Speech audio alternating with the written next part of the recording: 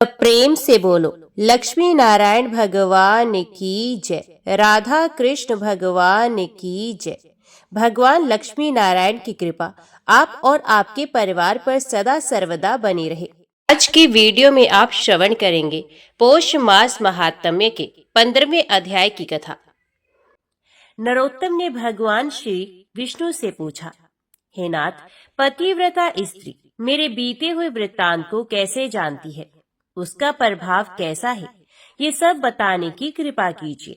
श्री भगवान ने कहा, वत्स, मैं ये बात तुम्हें पहले ही बता चुका हूँ, किंतु फिर यदि सुनने का कौतूहल हो रहा है तो सुनो। तुम्हारे मन में जो कुछ प्रश्न है सबका उत्तर दे रहा हूँ। जो स्त्री पतिव्रता होती है, पति को प्राणों के समान समझती है और सदा पति के हित में साधन में ही संलग्न रहती है, वे देवताओं और ब्रह्मवादी मुनियों की भी पूज्य होती है।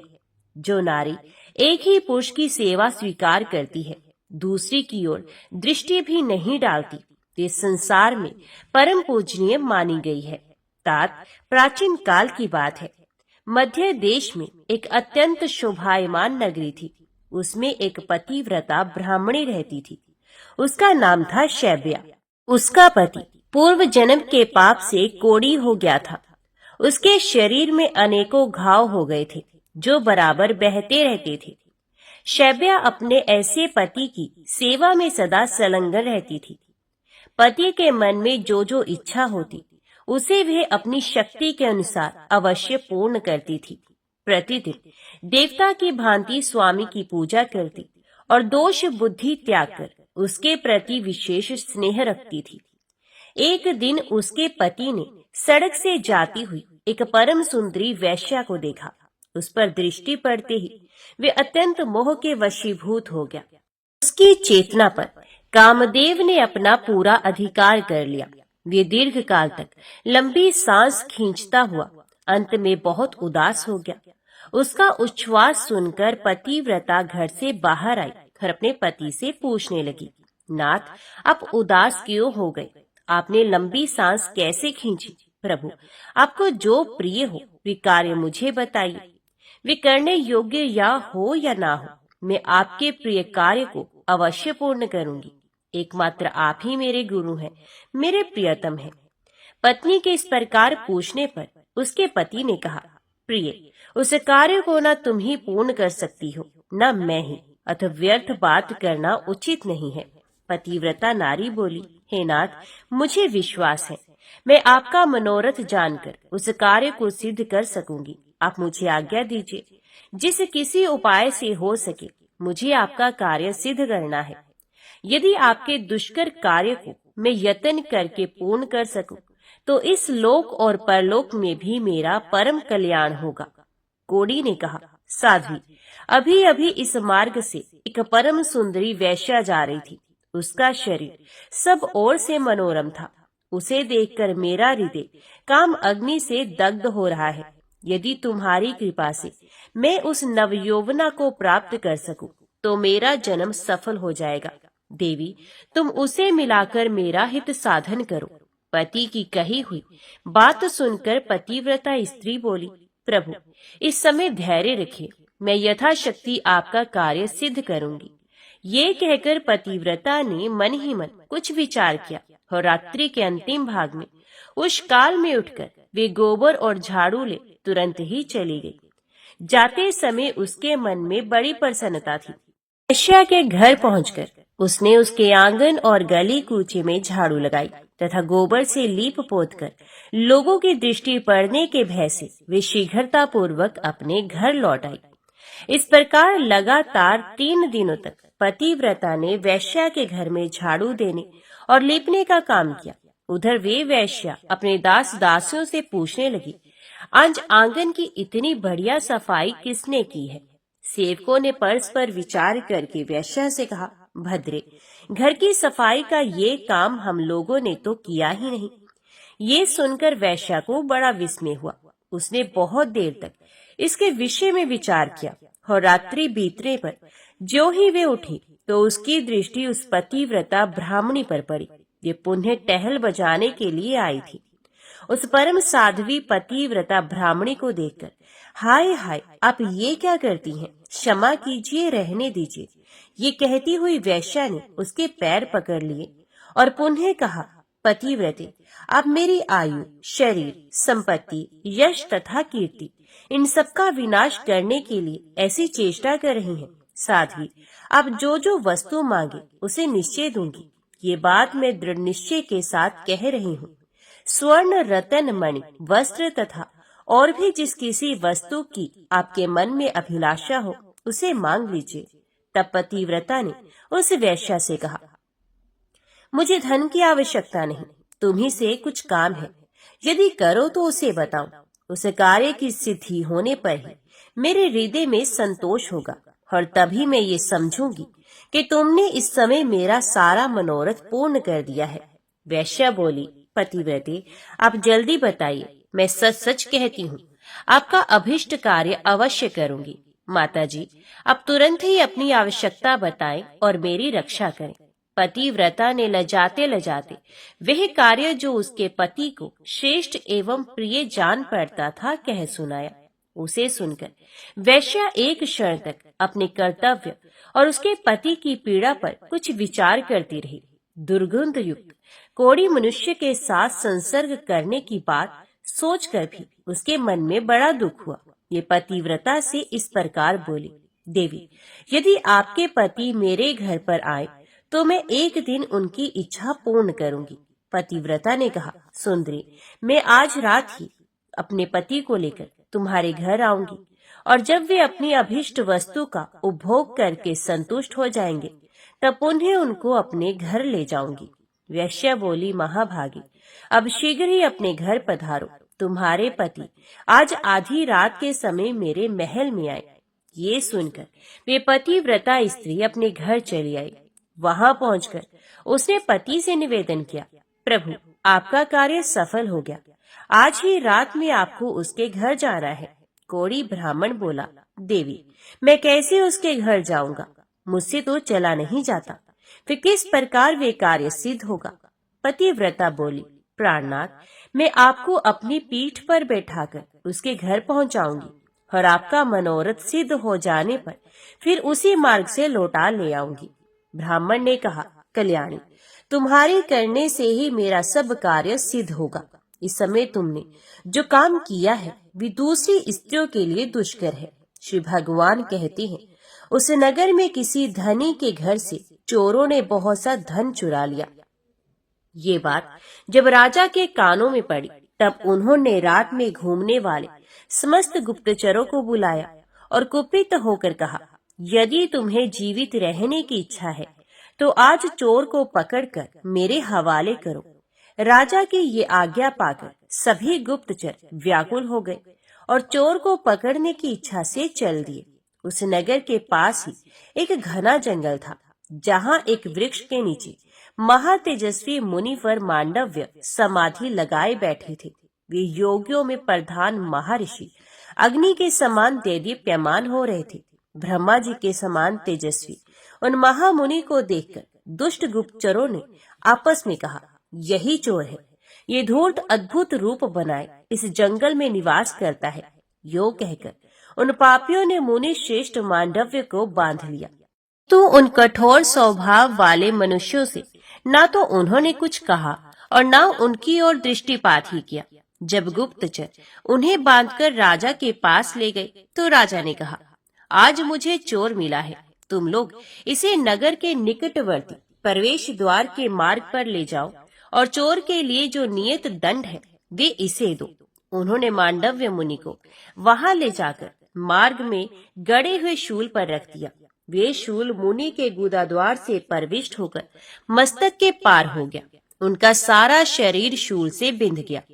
इसी बीच में आधी रात के घोर अंधकार में, जबकि आकाश में घटाएं घिरी हुई थी, वे पतिव्रता ब्राह्मणी अपने पति को पीठ पर बिठाकर वैश्या के घर जा रही थी। ये मुनि के निकट से होकर निकली, अतः उस कोढ़ी का शरीर मांडव्य मुनि के शरीर से छू गया। कोढ़ी के संसर्ग से उनकी समाधि भंग हो गई। ये कुपित होकर बोले, जिसने इस समय मुझे गाढ़ वेदना का अनुभव कराने वाली कष्ट में अवस्था में पहुंचा दिया, ये सूर्य उदय होते होते भस्म हो जाए। मांडव्य के इतना कहते ही वे कोड़ी पृथ्वी पर गिर पड़ा। तब पतिव्रता ने कहा, आज से 3 दिनों तक सूर्य का उदय ही ना हो। यो कहकर वे अपने पति को घर ले गई और एक सुंदर शैया पर सुला स्वयं उसे थाम कर बैठे रही। उधर मुनि श्रेष्ठ मांडव्य उस कोड़ी को शाप दे अपने अभिष्ट स्थान को चले गए। संसार में 3 दिनों के समय तक सूर्य का उदय होना रुक गया। चराचर प्राणियों सहित संपूर्ण त्रिलोकी व्यथित हो गई। ये देख समस्त देवता इंद्र को आगे करके ब्रह्मा जी के पास गए और सूर्य उदय न होने का समाचार निवेदन करते हुए बोले, भगवान, सूर्य के उदय न होने का क्या कारण है, ये हमारी समझ में नहीं आता। इस समय आप जो उचित हो वही करें। उनकी बात सुनकर ब्रह्मा जी ने पतिव्रता ब्राह्मणी और मांडव्य मुनि का सारा वृतांत कह सुनाया। तदंतर देवता विमानों पर आरूढ़ हो प्रजापति को आगे करके शीघ्र ही पृथ्वी पर उस कोड़ी ब्राह्मण के घर के पास गए। उनके विमानों की कांति तथा मुनियों के तेज से पतिव्रता के घर के भीतर सैकड़ों सूर्यों का सा प्रकाश सा गया। उस समय हंस के समान तेजस्वी विमानों द्वारा आए हुए देवताओं को पतिव्रता ने देखा। वे अपने पति के समीप लेटी हुई थी। ब्रह्मा जी ने उसे संबोधित करके कहा, माता, संपूर्ण देवताओं, ब्राह्मणों और गो आदि प्राणियों की जिससे मृत्यु होने की संभावना है, ऐसा कार्य तुम्हें क्यों कर पसंद आया? सूर्य उदय के विरुद्ध जो तुम्हारा क्रोध है उसे त्याग दो। पतिव्रता नारी बोली, भगवान, एकमात्र पति ही मेरे गुरु हैं। ये मेरे लिए संपूर्ण लोकों से बढ़कर हैं। सूर्य उदय होते ही मुनि के शाप से उनकी मृत्यु हो जाएगी। इसी हेतु से मैंने सूर्य को शाप दिया है। क्रोध, मोह, लोभ, मात्सर्य अथवा काम के वश में होकर मैंने ऐसा नहीं किया है। ब्रह्मा जी ने कहा, माता, जब एक की मृत्यु से तीनों लोगों का हित हो रहा है, ऐसी दशा में तुम्हें बहुत अधिक पुण्य होगा। पतिव्रता बोली, पति का त्याग करके मुझे आपका परम कल्याण में सत्य लोक भी अच्छा नहीं लगता। ब्रह्मा जी ने कहा, देवी, सूर्य उदय होने पर जब सारी त्रिलोकी स्वस्थ हो जाएगी, तब तुम्हारे पति के भस्म हो जाने पर भी मैं तुम्हारा कल्याण साधन करूंगा। हम लोगों के आशीर्वाद से ये कोड़ी ब्राह्मण कामदेव के समान सुंदर हो जाएगा। ब्रह्मा जी के यों कहने पर उस सती ने क्षण भर कुछ विचार किया। उसके बाद हाँ कहकर उसने स्वीकृति दे दी। फिर तो तत्काल सूर्य उदय हुआ और मुनि के शाप से पीड़ित ब्राह्मण राख का ढेर हो गया। फिर उस राख से कामदेव के समान सुंदर रूप धारण किए वे ब्राह्मण प्रकट हुआ। ये देखकर समस्त पुरवासी बड़े विस्मय में पड़े। देवता प्रसन्न हो गए। सब लोगों का चित्त पूर्ण स्वस्थ हुआ। उसमें स्वर्गलोक से सूर्य के समान तेजस्वी एक विमान आया और वे साध्वी अपने पति के साथ उस पर बैठकर देवताओं के साथ स्वर्ग को चले गए। शुभा भी ऐसी ही पतिव्रता है, इसलिए वे मेरे समान है। अस्तित्व के प्रभाव से ही वे भूत, भविष्य और वर्तमान तीनों कालों की बातें जानती है। जो मनुष्य इस परम उत्तम पुण्यमय उपाख्यान को लोक में सुनाएगा, उसके जन्म जन्म के किए हुए पाप नष्ट हो जाएंगे। ब्राह्मण ने पूछा, भगवान, मांडव्य मुनि के शरीर में शूल का आघात कैसे लगा तथा पतिव्रता स्त्री के पति को कोढ़ी का रोग ही क्यों हुआ? भगवान श्री विष्णु बोले, मांडव्य मुनि जब बालक थे तब उन्होंने अज्ञान और मोहवश एक झिंगूर के गुदा देश में तिनका डालकर छोड़ दिया था। यद्यपि उन्हें उस समय धर्म का ज्ञान नहीं था, तथापि उस दोष के कारण उन्हें एक दिन और रात वैसा कष्ट भोगना पड़ा। किंतु मांडव्य मुनि ने समाधिस्थ होने के कारण शूलाघात जनित वेदना का पूरी तरह अनुभव नहीं किया। इसी प्रकार पतिव्रता के पति ने भी पूर्व जन्म में एक कोढ़ी ब्राह्मण का वध किया था। इसी से उसके शरीर में दुर्गंध युक्त कोढ़ का रोग उत्पन्न हो गया। किंतु उसने ब्राह्मण को 4 गोरी दान और 3 कन्यादान किए थे। इससे उसकी पत्नी पतिव्रता हुई। उस पत्नी के कारण ही वे मेरी समता को प्राप्त हुआ। ब्राह्मण ने कहा, नाथ, यदि पतिव्रता का ऐसा महात्म्य है तो जिस पुरुष की भी स्त्री व्यभिचारिणी ना हो, उसे स्वर्ग की प्राप्ति निश्चित है। सती स्त्री से सबका कल्याण होना चाहिए। भगवान श्री विष्णु बोले, ठीक है, संसार में कुछ स्त्रियां ऐसी उल्टा होती हैं जो सर्वस्व अर्पण करने वाले पुरुष के प्रतिकूल आचरण करती हैं। उनमें जो सर्वथा अरक्षणीय हो, जिसके दुराचार से रक्षा करना असंभव हो, ऐसी स्त्री को तो मन से भी स्वीकार नहीं करना चाहिए। जो नारी काम के वशीभूत हो जाती है, वे निर्धन, क्रूर, गुणहीन तथा नीच कुल के नौकर पुरुष को भी स्वीकार कर लेती है। मृत्यु तक से संबंध जोड़ने से उसे हिचक नहीं होती। वे गुणवान, कुलीन, अत्यंत धनी, सुंदर और रात्रि क्रिया में कुशल पति की भी परित्याग करके नीच पुरुष का सेवन करती है। विप्रवर, इस विषय में उमा नारद संवाद ही दृष्टांत है, क्योंकि नारद जी स्त्रियों की बहुत सी चेष्टाएं जानते हैं। नारद मुनि स्वभाव से ही संसार की प्रत्येक बात जानने की इच्छा रखते हैं। एक बार वे अपने मन में कुछ सोच विचार कर पर्वतों में उत्तम कैलाश गिरी पर गए। वहाँ उन महात्मा मुनि ने पार्वती जी को प्रणाम करके पूछा, देवी, मैं कामनियों की कुछ चेष्टाएं जानना चाहता हूँ। मैं इस विषय में बिल्कुल अनजान हूँ और विनीत भाव से प्रश्न कर रहा हूँ, अतः आप मुझे ये बताइए। पार्वती देवी ने कहा, नारद, युवती स्त्रियों का चित्त सदा पुरुषों में ही लगा रहता है, इसमें तनिक भी संदेह नहीं। नारी घी से भरे हुए घड़े के समान है और पुरुष दहकते हुए अंगारे के समान। इसलिए घी और अग्नि को एक स्थान पर नहीं रखना चाहिए। जैसे मतवाले हाथी को महावत अंकुश और बुगदर की सहायता से अपने वश में करता है, उसी प्रकार स्त्रियों का रक्षक उन्हें दंड के बल से ही काबू में रख सकता है। बचपन में पिता, जवानी में पति और बुढ़ापे में पुत्र नारी की रक्षा करता है। उसे कभी स्वतंत्रता नहीं देनी चाहिए। सुंदरी स्त्री को यदि उसकी इच्छा के अनुसार स्वतंत्र छोड़ दिया जाए, तो पर पुरुष की प्रार्थना से अधीर होकर वे उसके आदेश के अनुसार व्यभिचार में प्रवृत्त हो जाती है। जैसे तैयार की हुई रसोई पर दृष्टि न रखने से उस पर कोए और कुत्ते अधिकार जमा लेते हैं, उसी प्रकार युवती नारी स्वच्छंद होने पर व्यभिचारिणी हो जाती है। फिर उस कुलटा के संसर्ग से सारा कुल दूषित हो जाता है। पराये बीज से उत्पन्न होने वाला मनुष्य वर्ण संकर कहलाता है। सदाचारिणी स्त्री पितृकुल और पति कुल दोनों कुलों का सम्मान बढ़ाती है, उन्हें कायम रखती है। साध्वी नारी अपने कुल का उद्धार करती और दुराचारिणी उसे नरक में गिराती है। कहते हैं, संसार में स्त्री के ही अधीन स्वर्ग, कुल, कलंक, यश, अपयश, पुत्र, पुत्री और मित्र आदि की स्थिति है। इसलिए विद्वान पुरुष संतान की इच्छा से विवाह करे।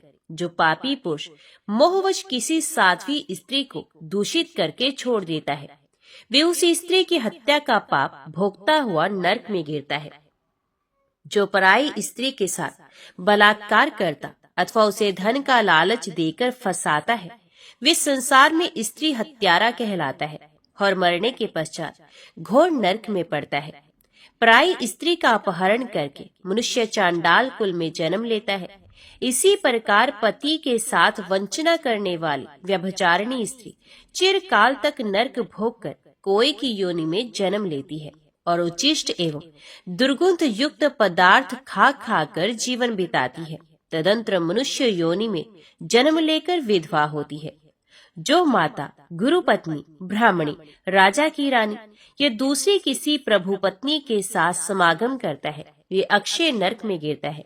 बहन, भांजे की स्त्री, बेटी, बेटे की बहू, चाची, मामी, बुआ तथा मौसी आदि अन्यान्य स्त्रियों के साथ समागम करने पर भी कभी नरक से उद्धार नहीं होता। यही नहीं, उसे ब्रह्मत्या का पाप भी लगता है तथा वे अंधा, गूंगा और बहरा होकर निरंतर नीचे गिरता जाता है। उस अधपतन से उसका कभी बचाव नहीं हो पाता। ब्राह्मण ने पूछा, भगवान, ऐसा पाप करके मनुष्य का उससे किस प्रकार उद्धार हो सकता है? श्री भगवान ने कहा, उपर्युक्त स्त्रियों के साथ समागम करने वाला पुरुष लोहे की स्त्री प्रतिमा बनवाकर उसे आग में खूब तपाए, फिर उसका गाढ़ आलिंगन करके प्राण त्याग दे और शुद्ध होकर परलोक की यात्रा करे। जो मनुष्य गृहस्थ आश्रम का परित्याग करके मुझ में मन लगाता है और प्रतिदिन मेरे गोविंद नाम का स्मरण करता है, उसके सब पापों का नाश हो जाता है। उसके द्वारा की हुई हजारों ब्रह्म हत्याएं, 100 बार किया हुआ गुरुपत्नी समागम, लाख बार किया हुआ पेष्टी मदिरा का सेवन, स्वर्ण की चोरी, पापियों के साथ चिरकाल तक संसर्ग रखना, ये तथा और भी जितने बड़े बड़े पाप एवं पातक हैं, ये सब मेरा नाम लेने से तत्काल नष्ट हो जाती हैं। ठीक उसी तरह जैसे अग्नि के पास पहुंचने पर रुई के ढेर जल जाते हैं। अतः मनुष्य को उचित है कि वे मेरे गोविंद नाम का स्मरण करके पवित्र हो जाए। परंतु जो नाम के भरोसे पाप करता है, उसकी रक्षा कभी नहीं करता, अथवा जो प्रतिदिन मुझ गोविंद का कीर्तन और पूजन करते हुए गृहस्थाश्रम में निवास करता है, वे पाप से तर जाता है। तात गंगा के रमणीय तट पर चंद्र ग्रहण की मंगलमय वेला में करोड़ों गोदान करने से मनुष्य को जो फल मिलता है, उससे 1000 गुना अधिक फल गोविंद का कीर्तन करने से प्राप्त होता है। कीर्तन करने वाला मनुष्य मेरे वैकुंठ धाम में सदा निवास करता है। पुराण में मेरी कथा सुनने से मानव मेरी समानता प्राप्त करता है। जो पुराण की कथा सुनाता है, उसे मेरा सायुज्य प्राप्त होता है। अतः प्रतिदिन पुराण का श्रवण करना चाहिए। पुराण धर्मों का संग्रह है। विप्रवर, अब मैं सती स्त्रियों में जो अत्यंत उत्कृष्ट गुण होती हैं, उनका वर्णन करता हूँ। सती स्त्री का वंश शुद्ध होता है, वहाँ सदा लक्ष्मी निवास करती हैं। सती के पितृकुल और पति कुल दोनों कुलों को तथा उसके स्वामी को भी स्वर्गलोक की प्राप्ति होती है। जो स्त्रियां अपने जीवन का पूर्व काल पुण्य पाप मिश्रित कर्मों में व्यतीत करके पीछे भी पतिव्रता होती हैं, उन्हें भी मेरे लोक की प्राप्ति हो जाती है। जो स्त्री अपने स्वामी का अनुगमन करती है, वे शराबी, ब्रह्म हत्यारे तथा सब प्रकार के पापों से लदे हुए पति को भी पाप मुक्त करके अपने साथ स्वर्ग में ले जाती है। जो मरे हुए पति के पीछे प्राण त्याग करके जाती है, उसे स्वर्ग की प्राप्ति निश्चित है। जो नारी पति का अनुगमन करती है, वे मनुष्य के शरीर में जितने 3.5 करोड़ रोम होते हैं, वे इतने ही वर्षों तक स्वर्गलोक में निवास करती है। यदि पति की मृत्यु कहीं दूर हो जाए, तो उसका कोई चिन्ह पाकर जो स्त्री चीता की अग्नि में प्राण त्याग करती है, वे अपने पति का पाप से उद्धार कर देती है। जो स्त्री पतिव्रता होती है, उसे चाहिए कि यदि पति की मृत्यु परदेश में हो जाए, तो उसका कोई चिन्ह प्राप्त करे और उसे ही ले अग्नि में शयन करके स्वर्गलोक की यात्रा करे।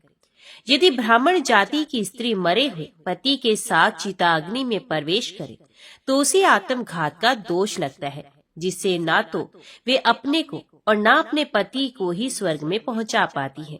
इसलिए ब्राह्मण जाति की स्त्री अपने मरे हुए पति के साथ जलकर ना मरे, ये ब्रह्मा जी की आज्ञा है। ब्राह्मणी विधवा को वैधव्य व्रत का आचरण करना चाहिए।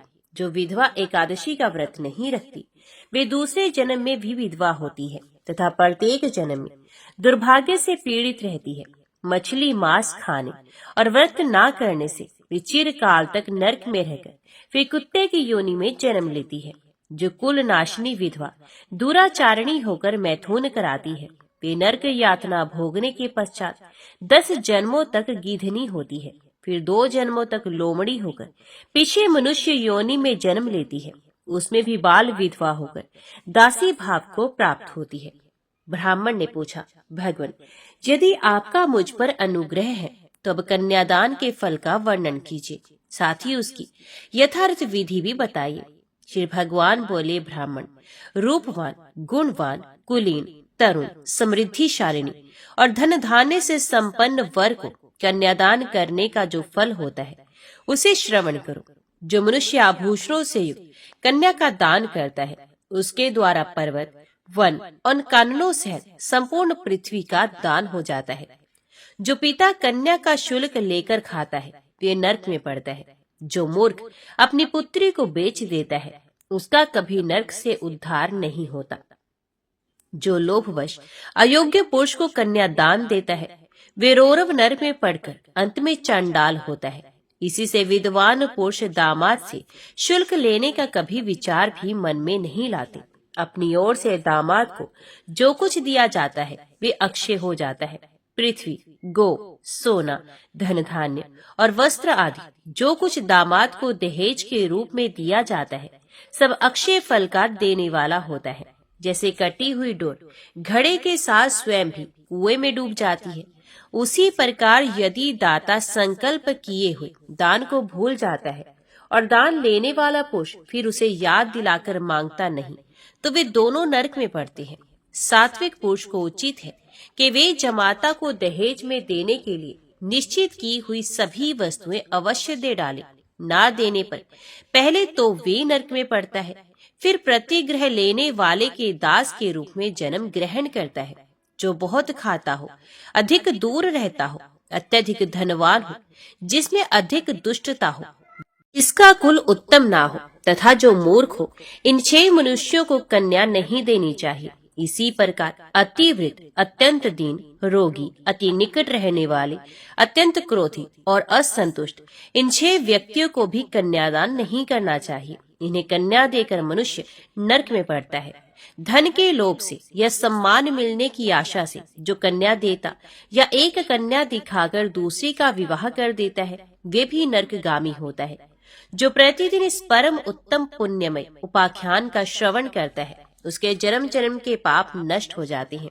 ब्राह्मण ने कहा, प्रभु, यदि मुझ पर आपकी कृपा हो तो अब तुलाधार के चरित्र और अनुपम प्रभाव का पूरा वर्णन कीजिए। श्री भगवान बोले, जो सत्य का पालन करते हुए लोभ और दोष बुद्धि का त्याग करके प्रतिदिन कुछ दान करता है, उसके द्वारा मानो नित्य प्रति उत्तम दक्षिणा से युक्त 100 यज्ञों का अनुष्ठान होता रहता है। सत्य से सूर्य का उदय होता है, सत्य से ही वायु चलती रहती है, सत्य के ही प्रभाव से समुद्र अपनी मर्यादा का उल्लंघन नहीं करता और भगवान कश्यप इस पृथ्वी को अपनी पीठ पर धारण किए रहते हैं। सत्य से ही तीनों लोक और समस्त पर्वत टिके हुए हैं। जो सत्य से भ्रष्ट हो जाता है, उस प्राणी को निश्चय ही नरक में निवास करना पड़ता है। जो सत्य वाणी और सत्य कार्य में सदा संलग्न रहता है, वे इसी शरीर से भगवान के धाम में जाकर भगवत स्वरूप हो जाता है। सत्य से ही समस्त ऋषि मुनि मुझे प्राप्त होकर शाश्वत गति में स्थित हुए हैं। सत्य से ही राजा युधिष्ठिर सशरीर स्वर्ग में चले गए। उन्होंने समस्त शत्रुओं को जीतकर धर्म के अनुसार लोक का पालन किया। अत्यंत दुर्लभ एवं विशुद्ध राजसूय यज्ञ का अनुष्ठान किया। वे प्रतिदिन 84,000 ब्राह्मणों को भोजन कराते और उनकी इच्छा के अनुसार पर्याप्त धन दान करते थे। जब ये जान लेते कि इनमें से प्रत्येक ब्राह्मण की दरिद्रता दूर हो चुकी है, तभी उस ब्राह्मण समुदाय को विदा करते थे। ये सब उनके सत्य का ही प्रभाव था।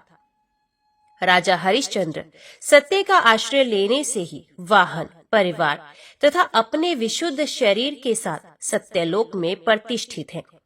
इनके सिवा और भी बहुत से राजा, सिद्ध, महर्षि, ज्ञानी और यज्ञकर्ता हो चुके हैं, जो कभी सत्य से विचलित नहीं हुए। अतः लोक में जो सत्य परायण है, वही संसार का उद्धार करने में समर्थ होता है।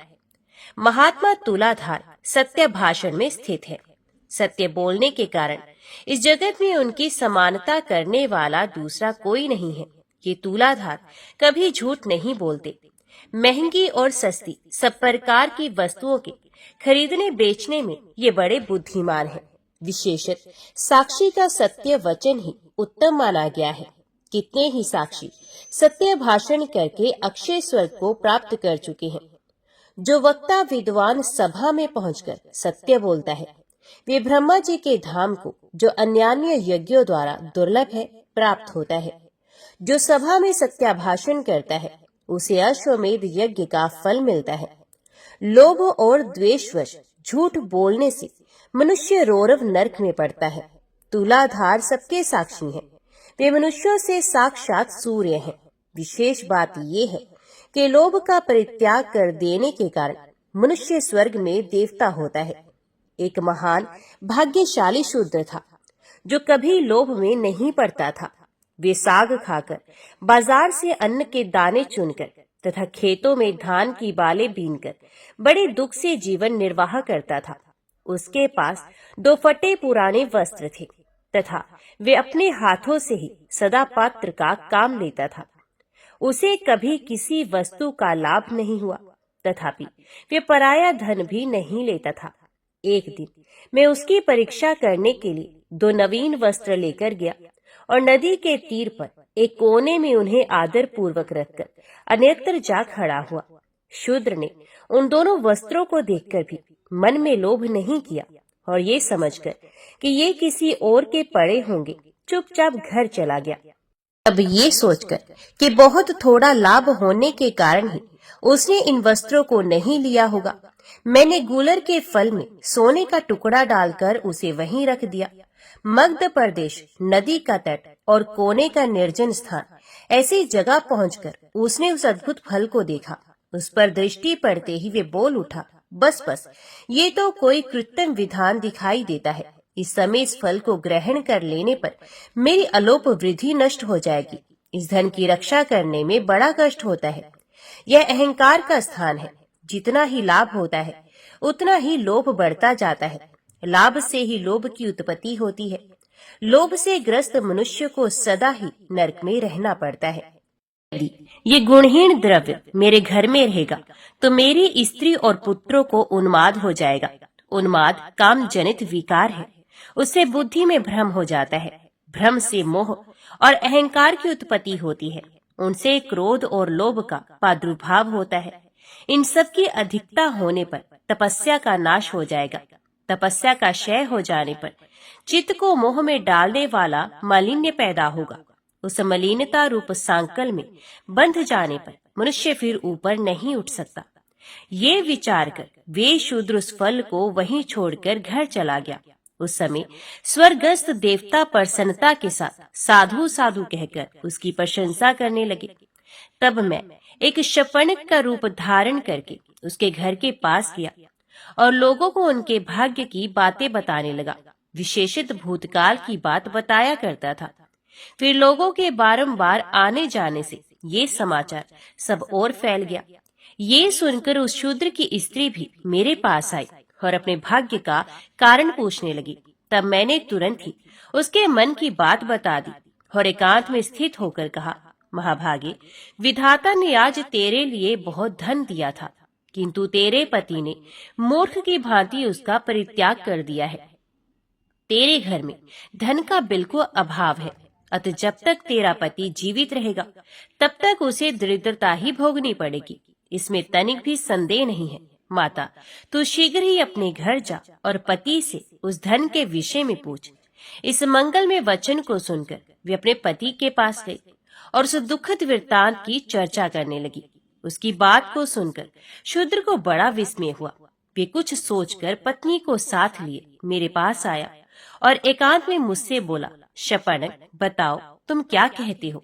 तो शपनक बोला, तात, तुम्हें प्रत्यक्ष धन प्राप्त हुआ था, फिर भी तुमने अवज्ञा पूर्वक तिनके की भांति उसका त्याग कर दिया। ऐसा क्यों किया? आन पड़ता है तुम्हारे भाग्य में भोग नहीं है। धन के अभाव में तुम्हें जन्म से लेकर मृत्यु तक अपने और बंधु बांधवों के दुख देखने पड़ेंगे। प्रतिदिन मृत्यु को इसी अवस्था भोगनी पड़ेगी। इसलिए शीघ्र ही उस धन को ग्रहण करो और निष्कंटक भोग भोगो। शूद्र ने कहा, शपनक, मुझे धन की इच्छा नहीं है। धन संसार बंधन में डालने वाला एक जाल है। उसमें फंसे हुए मनुष्य का फिर उद्धार नहीं होता। इस लोक और परलोक में भी धन के जो दोष हैं उन्हें सुनो। धन रहने पर चोर, बंधु बांधव तथा राजा से भी भय प्राप्त होता है। सब मनुष्य उस धन को हड़प लेने के लिए धनी व्यक्ति को मार डालने की अभिलाषा रखते हैं। फिर धन कैसे सुखद हो सकता है? धन प्राणों का घातक और पाप का साधक है। धनी का घर काल एवं काम आदि दोषों का निकेतन बन जाता है। अतः धन दुर्गति का प्रधान कारण है। शपनक बोला, जिसके पास धन होता है उसी को मित्र मिलते हैं। जिसके पास धन है उसके सभी भाई बंधु हैं। कुल, शील, पांडित्य, रूप, भोग, यश और सुख ये सब धनवान को ही प्राप्त होते हैं। धनहीन मनुष्य को तो उसके स्त्री पुत्र भी त्याग देते हैं।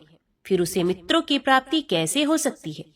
जो जन्म से दरिद्र है वे धर्म का अनुष्ठान कैसे कर सकते हैं। स्वर्ग प्राप्ति में उपकारक जो सात्विक यज्ञ कार्य तथा पोखरे खुदवाना आदि कर्म है, वे भी धन के अभाव में नहीं हो सकते। दान संसार के लिए स्वर्ग की पीढ़ी है, किंतु निर्धन व्यक्ति के द्वारा उसकी भी सिद्धि होनी असंभव है।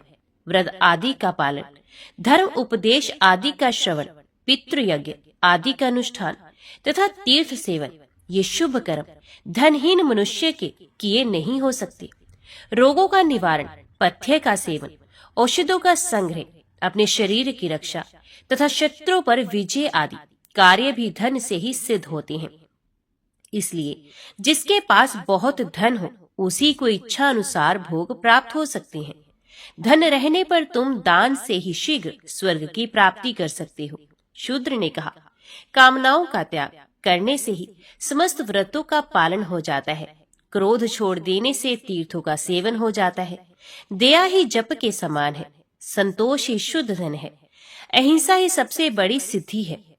क्लोशवर्ती ही उत्तम जीविका है। साग का भोजन ही अमृत के समान है। उपवास ही उत्तम तपस्या है। संतोष ही मेरे लिए बहुत बड़ा भोग है। कोड़ी का दान ही मुझ जैसे व्यक्ति के लिए महादान है। पराई स्त्रियां, माता और पराया धन मिट्टी के ढेले के समान है। पर स्त्री सर्पणी के समान भयंकर है। यही सब मेरा यज्ञ है। गुण निधि, इसी कारण मैं उस धन को नहीं ग्रहण करता। ये मैं सच सच बता रहा हूँ। कीचड़ लगाकर धोने की अपेक्षा दूर से उसका स्पर्श न करना ही अच्छा है। श्री भगवान कहते हैं, नरश्रेष्ठ, उस शूद्र के इतना कहते ही संपूर्ण देवता उसके शरीर और मस्तक पर फूलों की वर्षा करने लगे। देवताओं के नगारे बज उठे। गंधर्वों का गान होने लगा। तुरंत ही आकाश से विमान उतर आया। देवताओं ने कहा, धर्मात्मन, इस विमान पर बैठो और सत्य लोक में चलकर दिव्य भोगों का उपभोग करो। तुम्हारे उपभोग काल का कोई परिमाण नहीं है। अनंत काल तक तुम्हें पुण्यों का फल भोगना है। देवगणों के यों कहने पर शूद्र बोला, इस शपर्णक को ऐसा ज्ञान, ऐसी चेष्टा और इस प्रकार भाषण की शक्ति कैसे प्राप्त हुई है। इसके रूप में भगवान विष्णु, शिव, ब्रह्मा, शुक्र अथवा बृहस्पति, इनमें से तो कोई नहीं है। अथवा मुझे छलने के लिए साक्षात धर्म ही तो यहाँ नहीं आए हैं। शूद्र के ऐसा वचन सुनकर शपर्णक के रूप में उपस्थित हुआ मैं हंसकर बोला, महामुने, मैं साक्षात विष्णु हूँ। तुम्हारे धर्म को जानने के लिए यहाँ आया था। अब तुम अपने परिवार सहित विमान पर बैठकर स्वर्ग को जाओ। तदंतर वे शूद्र दिव्य आभूषण और दिव्य वस्त्रों से सुशोभित हो सहसा परिवार सहित स्वर्गलोक को चला गया। इस प्रकार उस शूद्र परिवार के सब लोग लोभ त्याग देने के कारण स्वर्ग सिधारे। बुद्धिमान तुलाधार धर्मात्मा है। वे सत्य धर्म में प्रतिष्ठित है। इसलिए देशांतर में होने वाली बातें भी उन्हें ज्ञात हो जाती हैं। तुलाधार के समान प्रतिष्ठित व्यक्ति देवलोक में भी नहीं है। जो मनुष्य सब धर्मों में प्रतिष्ठित होकर इस पवित्र उपाख्यान का श्रवण करता है, उसके जन्म जन्म के पाप तत्काल नष्ट हो जाते हैं। एक बार के पाठ से उसे सब यज्ञों का फल मिल जाता है। वे लोक में श्रेष्ठ और देवताओं का भी पूज्य होता है। तदंतर मूक, चांडाल आदि सभी धर्मात्मा परम धाम जाने की इच्छा से भगवान के पास आए। उनके साथ उनकी स्त्रियां तथा अन्यान्य परिकर भी थे। इतना ही नहीं, उनके घर के आसपास जो छिपकलियां तथा नाना प्रकार के कीड़े मकोड़ी आदि थे, वे देव स्वरूप होकर उनके पीछे पीछे जाने को उपस्थित थे। उस समय देवता, सिद्ध और महर्षिगण धन्य धन के नारे लगाते हुए फूलों की वर्षा करने लगे। विमानों और वनों में देवताओं के नगारे बजने लगे। वे सब महात्मा अपने अपने विमान पर आरूढ़ हो विष्णु धाम को पधारे। ब्राह्मण नरोत्तम ने ये अद्भुत दृश्य देखकर श्री जनार्दन से कहा, देवेश मधुसूदन, मुझे कोई उपदेश दीजिए। श्री भगवान बोले, तात, तुम्हारे माता पिता का चित्त शोक से व्याकुल हो रहा है। उनके पास जाओ। उनकी यत्न पूर्वक आराधना करके तुम शीघ्र ही मेरे धाम में जाओगे। माता पिता के समान देवता देवलोक में भी नहीं है। उन्होंने शैशव काल में तुम्हारे घिनौने शरीर का सदा पालन किया है, उसका पोषण करके बढ़ाया है। तुम अज्ञान दोष से युक्त थे। माता पिता ने तुम्हें सजाया, सज्ञान बनाया है। चराचर प्राणियों सहित समस्त त्रिलोकी में भी उनके समान पूज्य कोई नहीं है। तदंतर देवगण मूक चांडाल, पतिव्रता शुभा, तुलाधार वैश्य, सज्जन आद्रोहक और वैष्णव संत, इन 5 महात्माओं को साथ ले प्रसन्नता पूर्वक भगवान की स्तुति करते हुए वैकुंठ धाम में पधारे। ये सभी अच्युत स्वरूप होकर संपूर्ण लोकों के ऊपर स्थित हुए। नरोत्तम ब्राह्मण ने भी यत्न पूर्वक माता पिता की आराधना करके थोड़े काल में ही कुटुंब सहित भगवत धाम को प्राप्त किया। शिष्यगण, ये 5 महात्माओं का पवित्र उपाख्यान मैंने तुम्हें सुनाया है। जिसका पाठ अथवा श्रवण करेगा उसके कभी दुर्गति नहीं होगी। ये ब्रह्महत्या आदि पापों से कभी लिप्त नहीं हो सकता। मनुष्य करोड़ों गोदान करने से जिस फल को प्राप्त करता है, पुष्कर तीर्थ और गंगा नदी में स्नान करने से उसे जिस फल की प्राप्ति होती है, वही फल एक बार इस उपाख्यान के सुनने मात्र से ही मिल जाता है। ओम नमो भगवते वासुदेवाय नमः। जय श्री राधे कृष्ण। आज के इस वीडियो में इतना ही। उम्मीद करती हूँ वीडियो आपको पसंद आई होगी। वीडियो पसंद आई हो तो वीडियो को लाइक और चैनल को सब्सक्राइब जरूर कीजिएगा। जय श्री हरि लिखकर कमेंट बॉक्स में अपनी हाजिरी और अपने सुझाव देना ना भूलिएगा। तो मिलते हैं अगली कथा अगली वीडियो के साथ। तब तक के लिए देखते व सुनते रहिए। जय मां कंजर, जय माता दी।